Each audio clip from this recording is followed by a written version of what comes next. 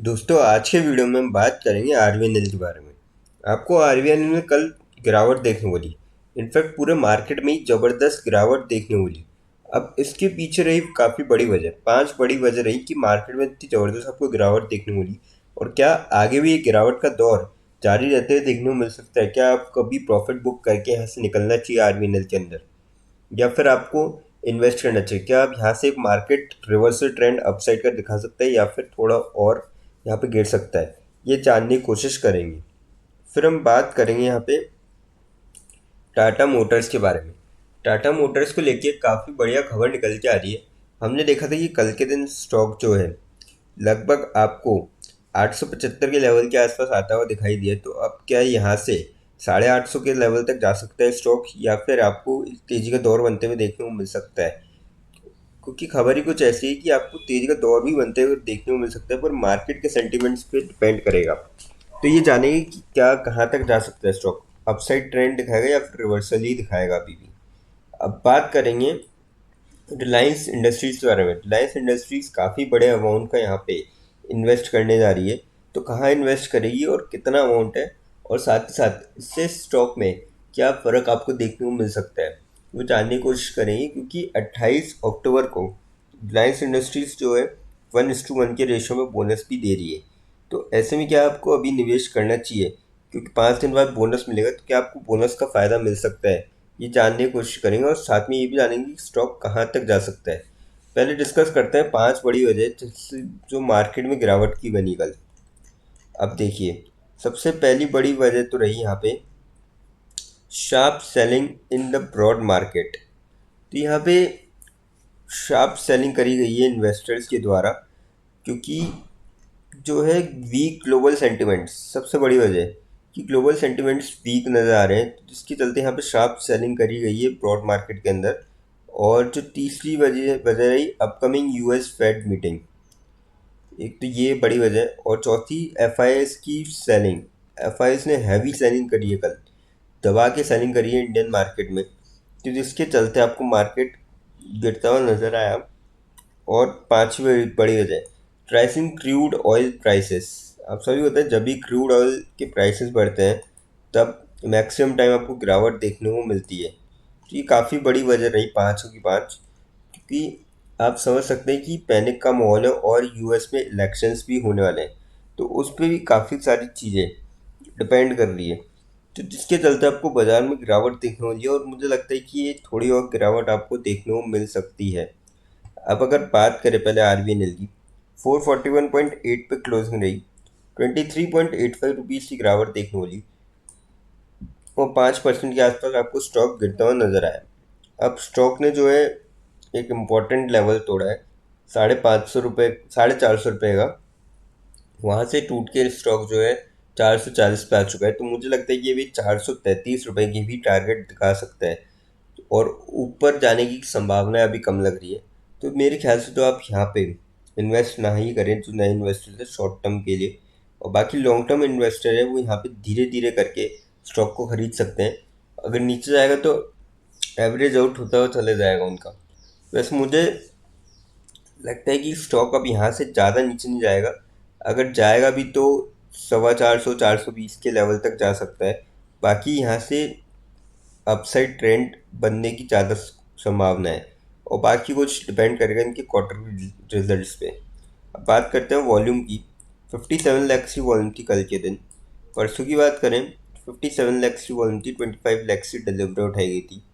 हफ्ते की एवरेज अगर हम देखें, 79 लाख के करीब वॉल्यूम थी, 19 लाख की डिलीवरी उठाई गई थी। और मंथली आप एवरेज देखेंगे, 67 लाख की वॉल्यूम थी और 20 लाख की जो है डिलीवरी उठाई गई थी। तो काफ़ी सही वॉल्यूम में यहाँ पे स्टॉक आपको ट्रेड करता हुआ नजर आया।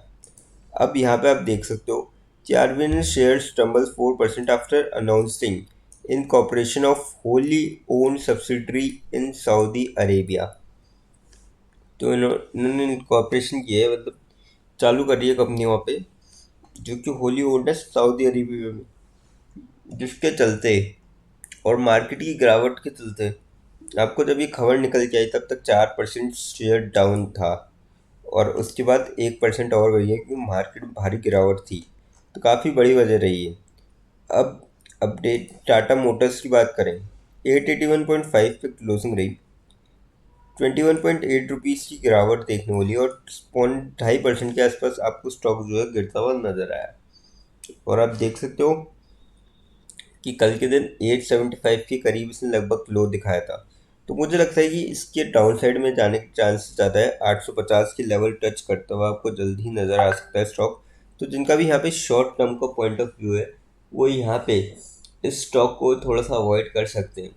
बाकी क्वार्टर रिजल्ट के बाद निर्णय लें, क्योंकि इनके हमने जो गिरावट देखने वाली, एक तो मार्केट का फैक्टर तो है ही, और साथ ही सामने देखा भी था कि यहाँ पे म्यूचुअल फंड ने भी सेल आउट किया था टाटा मोटर्स के अंदर, और साथ ही साथ इनके जो है क्वार्टर रिजल्ट थोड़े वीक आने का भी अनुमान है। तो जिसके चलते स्टॉक में आपको प्रेशर देखने को मिल रहा है। बाकी लॉन्ग टर्म के लिए काफ़ी अच्छा स्टॉक है। ऐसी बात नहीं है कि कंपनी बुरी है, पर कभी कभार चीज़ें गड़बड़ा जाती है, तो शॉर्ट टर्म के लिए थोड़ा यहाँ पे आपको लॉस देखने को मिल सकता है आपको, अगर आप लगाएंगे शॉर्ट टर्म के पॉइंट ऑफ व्यू से। तो शॉर्ट टर्म वाले इसको अवॉइड करें, बाकी लॉन्ग टर्म वाले इसमें इन्वेस्ट करके चल सकते हैं। कंपनी काफ़ी अच्छी है। बात करते हैं वॉल्यूम की। 1 CR के करीब वॉल्यूम थी कल के दिन। परसों की बात करें, 77 लाख की वॉल्यूम थी, 29 लाख की डिलीवरी उठाई गई थी। हफ्ते की एवरेज अगर हम देखें, 1 CR के करीब वॉल्यूम थी, 48 लाख की डिलीवरी उठाई गई थी। और मंथ की एवरेज अगर आप देखोगे, 1 CR के करीब वॉल्यूम थी, 64 लाख की डिलीवरी उठाई गई। तो काफ़ी सही वॉल्यूम में यहाँ पे आपको स्टॉक ट्रेड करता हुआ नजर आया।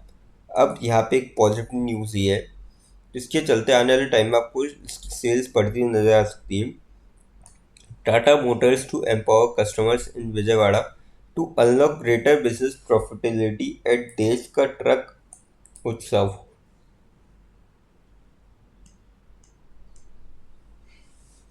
तो ये काफ़ी बड़ी खबर है। और जो है इवेंट कल के दिन होगा, ये 24 अक्टूबर को। तो यहाँ पे ये नए कस्टमर अट्रैक्ट कर सकते हैं, और नए कस्टमर जुड़ेंगे तो डेफिनेटली इनकी सेल्स बढ़ती हुई नज़र आएगी। और मुझे लगता है कि इस इवेंट को सक्सेसफुल होगा, क्योंकि इन्होंने लास्ट ईयर भी यहाँ पे ये जो है इवेंट किया था।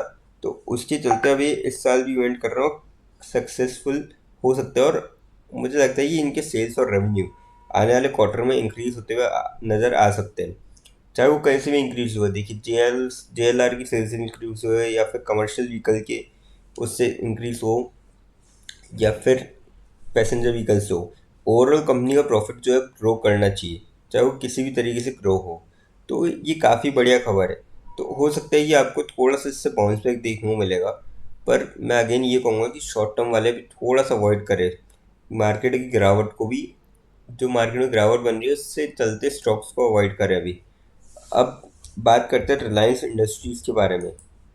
2684.15 पे क्लोजिंग रही।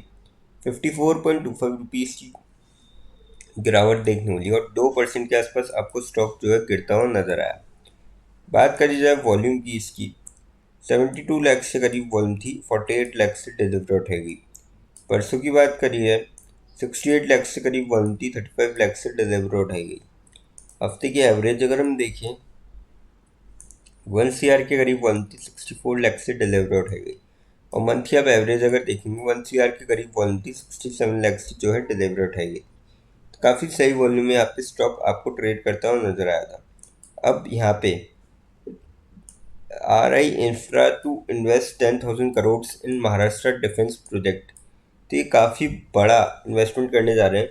और RI इंफ्रा जो है रिलायंस की ही सब्सिडरी कंपनी है, जो कि डिफेंस सेक्टर में 10,000 करोड़ का इन्वेस्टमेंट करने जा रही है।